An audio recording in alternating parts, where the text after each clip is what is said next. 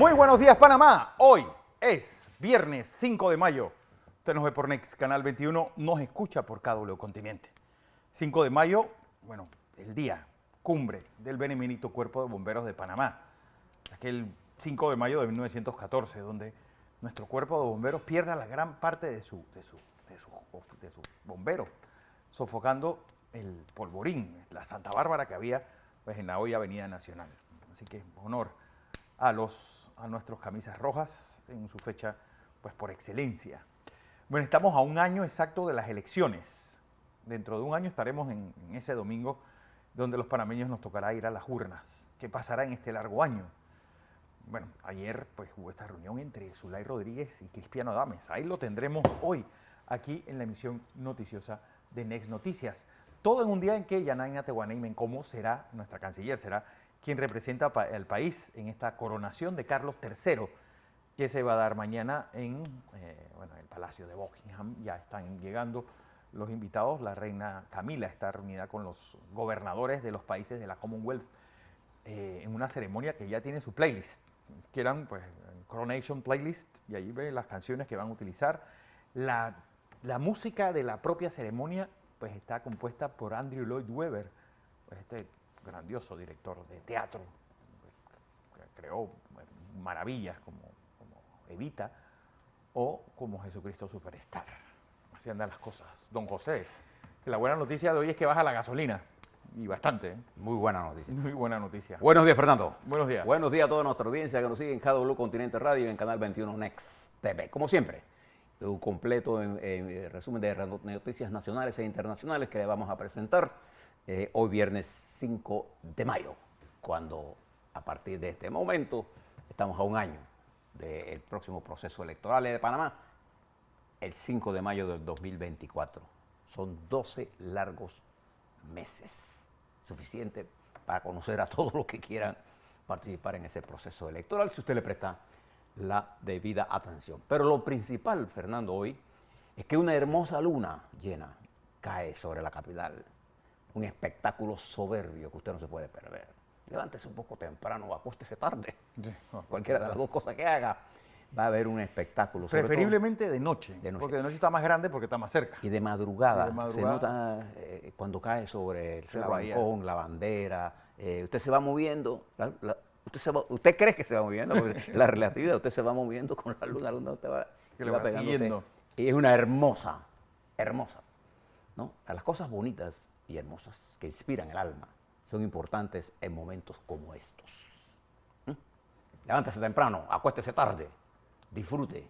Además es gratis, no hay que pagarle a nadie para ver ese regio espectáculo sobre nuestra ciudad, sobre nuestra patria. Solo Noemí compite con esa luna. Vino hoy feliz, influenciada por esa luna llena. Yo creo que la luna, la que nos llena de esa energía, igual que Josecito ahí en las cámaras. Ya no le importa casi nada, dice. Todo lo tiene a sus manos. Bien, algunas cosas, Fernando. Usted que... voy a comenzar por lo que Fernando le estaba hablando. Este sábado, mañana, es la coronación de Carlos III de Inglaterra. Es un espectáculo de tradición de más de 1000 años. Sí. La última coronación fue la coronación hace 70 años. De su madre. De su madre, la reina Isabel II. Esto es una... a los que les gusta esto, está llena de todo, ritos, símbolos, pompa, historia, de todo. La caravana, primero sale, el rey sale con su esposa y el príncipe heredero, Williams, sale del Palacio de Buckingham, da la vuelta hasta llegar a la abadía de Westminster. Es donde se va a hacer la ceremonia, donde asistirán 2000 personas. El carruaje que usted ve ahí, tirado ahí, que aparece viejo, ese carruaje tirado por 6 caballos más la guardia real que acompaña al rey en ese proceso. No se engañe, ese está ahí adentro, hay aire acondicionado. Sí. O calefacción. O calefacción, si es el punto, si es en invierno. Además, los vidrios que usted ve ahí son eléctricos.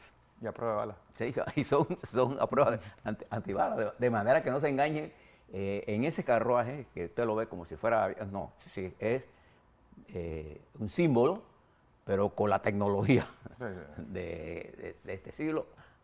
Se calcula que más de 100 delegaciones, nuestra delegación, la de la República Banana, por decisión del presidente Cortizo, estará encabezada por nuestra ministra de Relaciones Exteriores, que tendrá la oportunidad de ver un escenario Único. único, ¿no? Que se repite. Este tiene 1000 años de historia, señora canciller, nuestra joven canciller, pero bien preparada. Bien preparada, hombre. Lo digo porque recordando a al canciller colombiano, los jóvenes de ahora tienen una preparación increíble. Y ella va a representarnos allá en ese espectáculo, que usted tendrá la oportunidad de verlo por televisión, si a usted le encanta esto. Bien, pero algunas cosas están pasando que usted debe saber. Yo quisiera tratar de fondo un tema que nos está golpeando duramente a todo nuestro continente y a todo el mundo. El tema de la migración, pero déjeme adelantarle algunas cosas que usted debe saber. En primer lugar, este ataque supuesto que Putin denunció de drones de Ucrania, dice él, contra el Palacio del Kremlin. Todas las evidencias que se han presentado y todos los que saben un poco y conocen esa área, es casi imposible que un dron lanzado de Ucrania llegue a eso. Esto es una bandera planteada por el señor Putin. A eso concluyen las inteligencias. Y fíjense que, primero, que nadie sabe si Putin está ahí. Sí. Creo que ese tipo tiene rato que no está por Moscú. Él anda escondido, de verdad. Y tiene razón por estar escondido. Estamos en una guerra, pues. Entonces, él ahora ataca a los Estados Unidos a ser el responsable de querer matarlo y utiliza esto como una excusa para bombardear a Kiev, la capital de Ucrania, en un intento de amedrentar a la población para que no se dé la ofensiva que está por ahí. Además de eso, por la pérdida de el aislamiento que tiene. Mientras él está haciendo eso, el presidente Zelensky de Ucrania se encontraba ayer en La Haya pidiendo el establecimiento de un tribunal para juzgar por crímenes de guerra a Vladimir Putin y su Estado Mayor.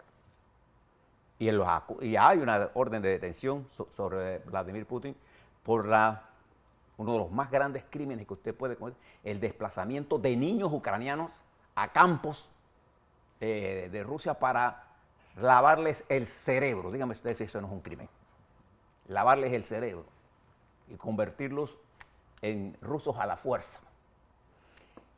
Esto ocurre en el momento en que en una reunión, Fernando, que se discutía sobre los mares, sobre todo en el caso de Turquía, el delegado ruso se levanta y va al frente y arrea la bandera ucraniana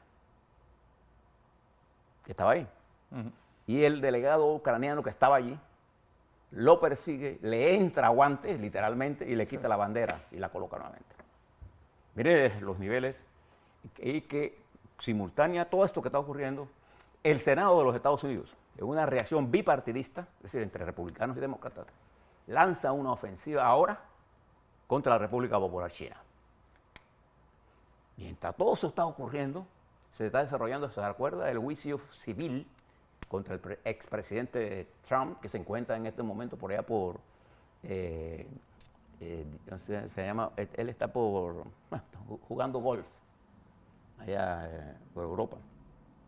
Él expresó desde allá de Irlanda que él quería hablar y dar su testimonio en el juicio. Entonces el juez Kaplan decidió darle hasta este domingo para que haga su solicitud formal, él evaluarla y decidir si le permite o no, y si le permite le hablará.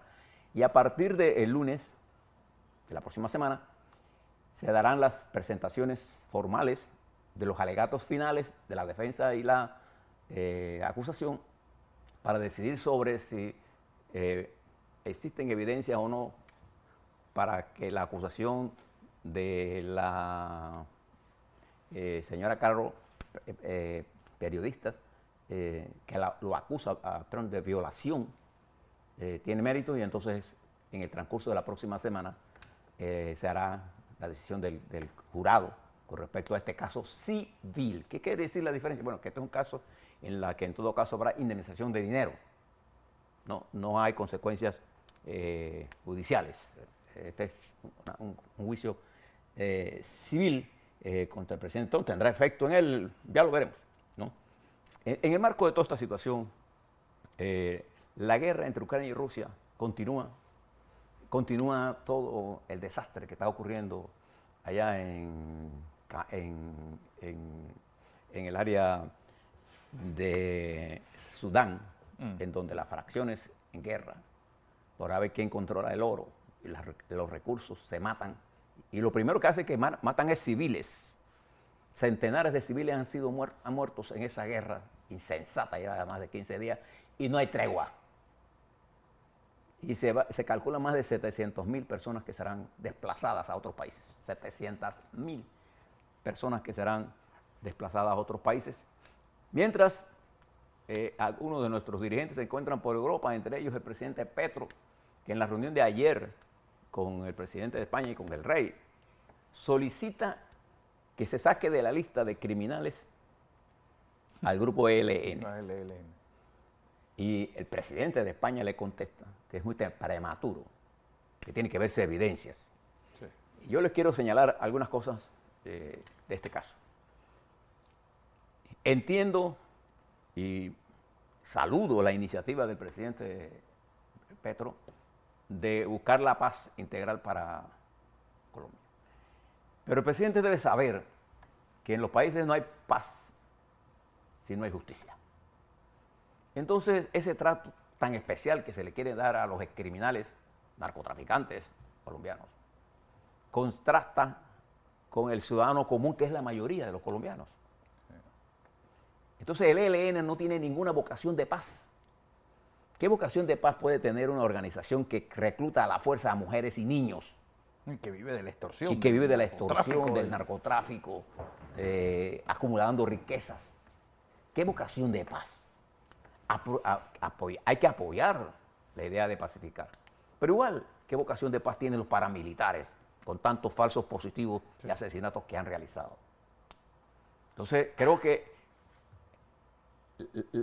Petro está empujando demasiado por ese lado y está afectando su credibilidad en Colombia. Nosotros aspiramos a que él pueda lograr la paz en Colombia, porque la paz en Colombia es buena para nosotros también. Pero ese es un camino, para mí, equivocado. También debe saber usted que hoy que baja la gasolina, el petróleo se terminó de cotizar ayer en una caída de las bolsas, motivada por todas las cosas que están pasando en el banco, en el sistema financiero, en el techo de la deuda, en las incertidumbres que genera la guerra. Las bolsas cayeron, igual que cayó el petróleo, para situarse en $68.30, por debajo de los $70 ayer. Y hoy nosotros tenemos aquí en Panamá una caída del precio de la gasolina, y sustancial, de 40 centavos, Fernando, es el galón, ¿no? Sí, 42 centavos. El galón. El galón. El galón. Esto, sí, 42 centavos es más del 10% del precio. A pesar esta caída, a pesar de que entre Rusia y Arabia Saudita acordaron disminuir el suministro en 1.7 millones de barriles diarios, a pesar de todo eso, el precio se desplomó, como está viendo, de casi 10% en los últimos 2 días. Bien. Pero veamos un tema, Fernando, que a nosotros los panameños y a toda América Latina y en el mundo en general nos afecta terriblemente. El problema de la migración. Observe las siguientes cosas. Y para esto, los problemas complejos no se pueden resolver con simplismos. Expulsemos a los migrantes ilegales, matémoslos. Eso no funciona. Fíjese los grandes problemas que usted enfrenta en este momento.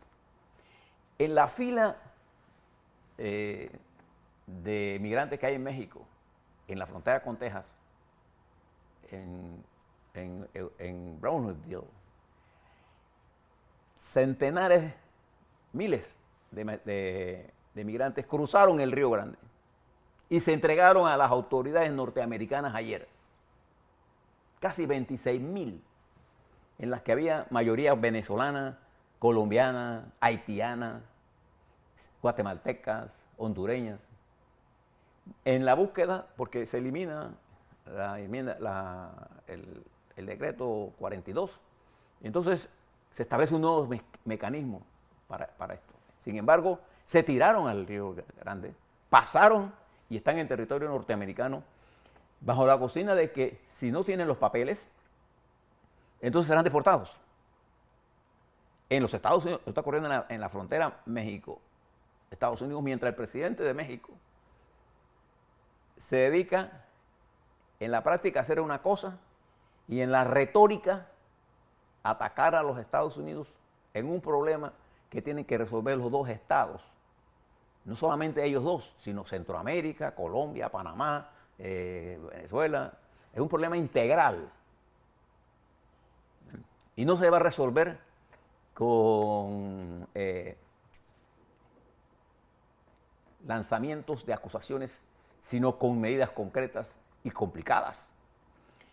Esto que está pasando en la frontera, donde hay miles de migrantes de nuestra región americana, latinoamericana, haitianos, todo hacia allá, con una presión en las relaciones México-norteamericanas.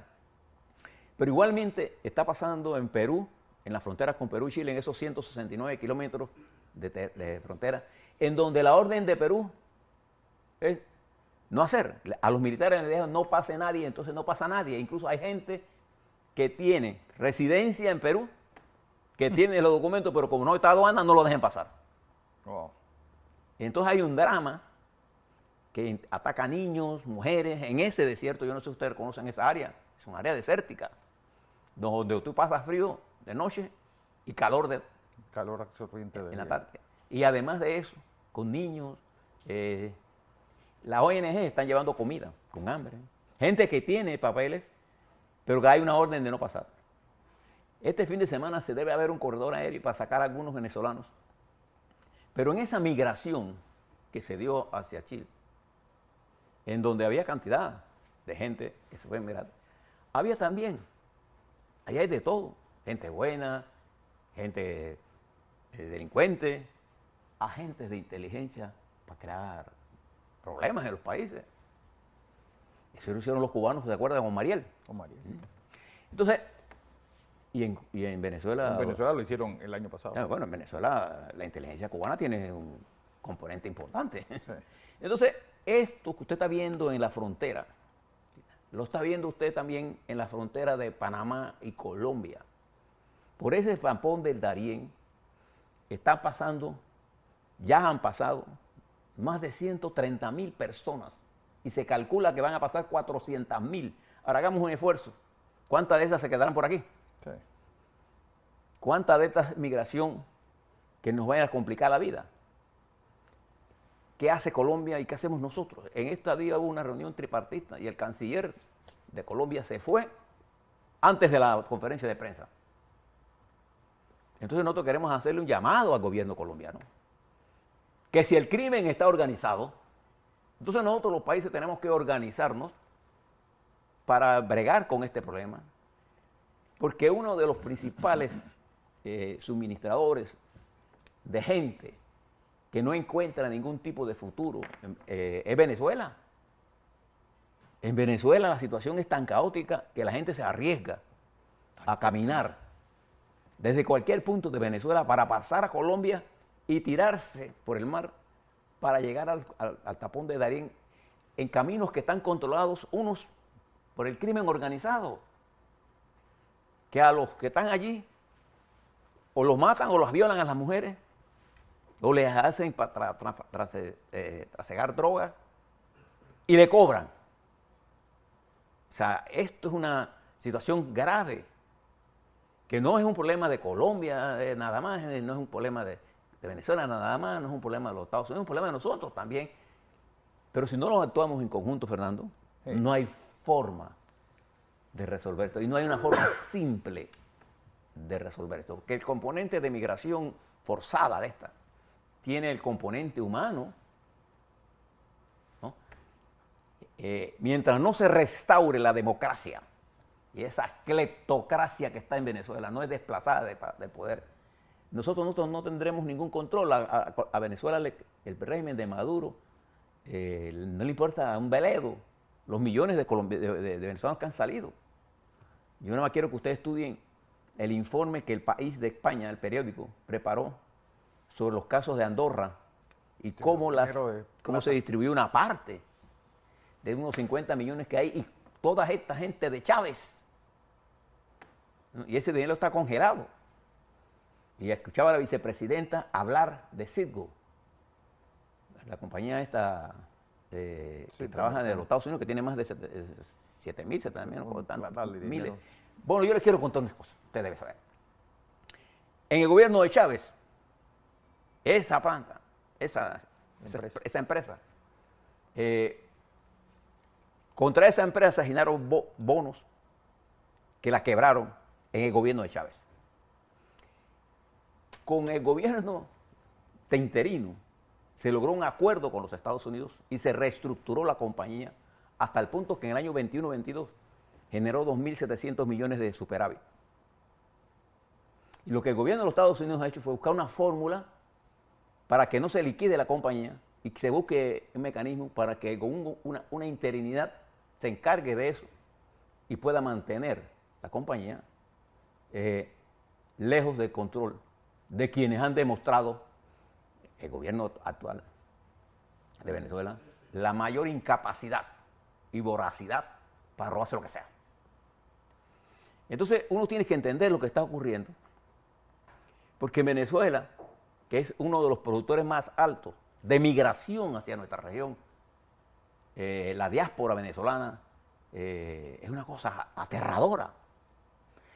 Eso está ocurriendo aquí, está pasando. Nosotros no somos, nosotros hay gente migrando nuestra, pero son pequeñas cantidades. Y normalmente son gente de supertalento. En Centroamérica, en Honduras, en El Salvador, en Guatemala, y el gran problema de esto es que estos migrantes se convierten en los principales fuentes de ingresos de los estados. Miles de millones de dólares mandan los migrantes cuando trabajan en los Estados Unidos. ¿Hacia dónde? Hacia Guatemala, hacia Nicaragua. El principal producto de ingreso del Salvador. Del Salvador. Honduras y Guatemala. Y entonces, todo esto, de esta complejidad, nosotros tenemos que pensarlo.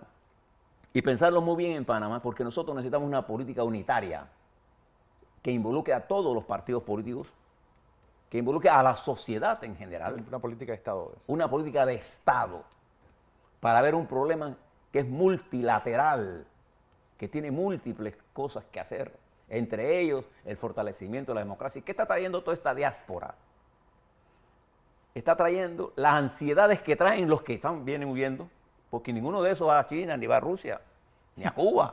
No. Ellos quieren a Estados Unidos o quedarse. Y Panamá tiene un atractivo para quedarse aquí. Panamá es atractivo porque hay empleo, hay estabilidad. Aquí hace falta mano de obra especializada en plomería, en carpintería, en chapistería, en voluntad de trabajo. Entonces, nosotros no podemos pensar que este es un problema del presidente Cortizo.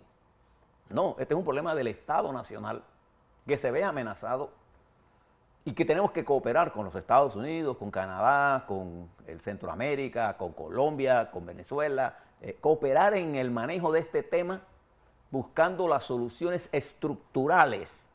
No habrá solución estructural a la diáspora venezolana si no hay un proceso democrático que saque del poder la camarilla que está allí robando. No hay.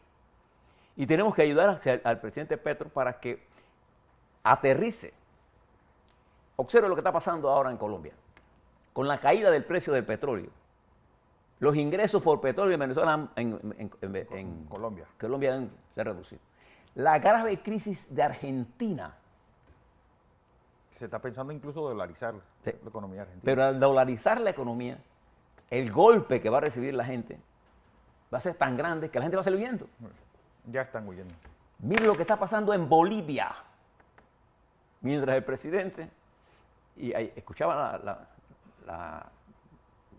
hablando de Colombia, perdón, ahora le hablo al presidente de Bolivia, escuchaba a Petro decir que los occidentales, los norteamericanos, éramos hipócritas los que estábamos condenando la invasión de Ucrania en Rusia, porque las invasiones y las intervenciones venían de Europa y el colonialismo.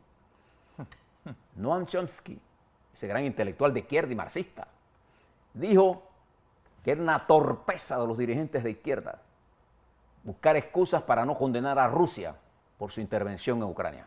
Pero es que además que lo que yo no entiendo, y mira que tenemos ya un año, te está dando esta cháchara, es decir, Putin es lo más alejado que puede haber de un dirigente de izquierda. Él parece más un zar que cualquier dirigente de los que tuvo en la Unión Soviética. Pero ayer hablaba Maduro con Putin. Imagínate. Para Maduro decirle que se respaldaba a Putin en la agresión de Ucrania, en el bombardeo al Kremlin. Él no tiene ninguna evidencia de nada de esto.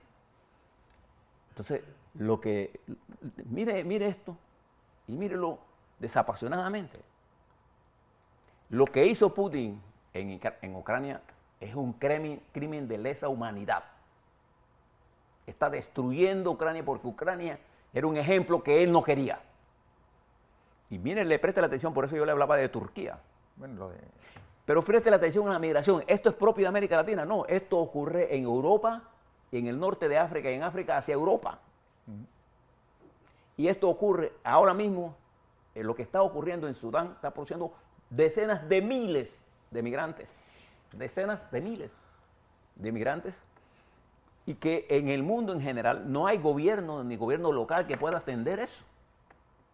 no. Y necesitamos una política internacional. Pero primero necesitamos mirar el problema con la complejidad que tiene. A la vuelta, vamos a hablar un poco de Panamá. Tengo aquí algunas informaciones, Fernando, de todo este proceso de cambio democrático y de las elecciones. Le voy a dar en detalle lo que ocurre para que usted pueda tener los elementos de por qué esta elección primaria de cambio democrático es tan interesante y cuál va a ser la actitud del Tribunal Electoral con respecto a estas primarias. ¿Cuál va a ser? También vamos a hablarles sobre cómo se están dando las otras campañas, los movimientos, pero no se apresure a sacar conclusiones todavía. Hay en nuestro país un apresuramiento a querer desde ahora definir lo que va a ocurrir dentro de un año. Nadie tiene la capacidad de saber qué va a pasar en los próximos 6 meses. Esta semana. Y la próxima semana tendremos una avalancha de cosas nuevas que contarles. Sí. Entonces, miremos las cosas con calma y procuremos levantar consenso sobre temas como la migración, por ejemplo, como el problema de las interconexiones, como el problema de agua. A la vuelta vamos a hablar sobre Panamá, sobre todas estas cosas y el papel de los medios en el desarrollo del proceso electoral, que tiene su tiempo. No le preste bola a ningún pronóstico de ahora. Bueno, hay cosas que van a pasar, sí, que van a cambiar el mapa político. Vamos a ver.